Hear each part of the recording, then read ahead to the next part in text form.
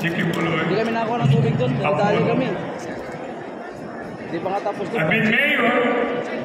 Ha?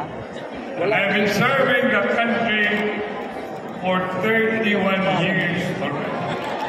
31 years. Naging presidente po ako ng Councilors League sa buong bansa. Vice Mayor's League sa buong bansa. Presidente po ako sa lahat ng mayors.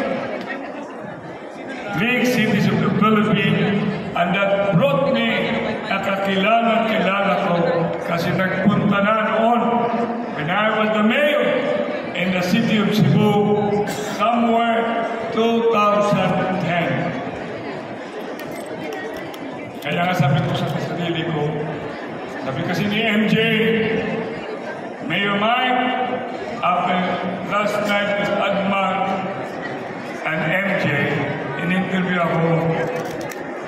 Ano ba sasabihin ko? Wala na ibang sabihin. Kailangan natin si Pastor 53 Kibuloy sa Senado. Tama ba ako?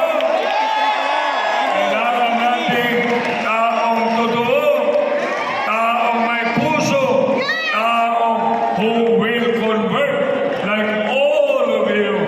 And that is why I want to be counted. I want to be counted itong importanteng gathering. I know I have visited Pastor Apollo Kibuloy and I know he is watching. Tama ba ako? Pastor, hindi man ako pastor. Pastor Apollo Kibuloy, andyan ka, kikinig ka sa amin, nandito po kami. Mahal na mahal namin kayo. Finally, with PDP Laban, our chairman, Mayor, President, former Digong Duterte also endorses Kibuloy for Senator, including Vice President Sara Duterte. And last but not the least, all of us,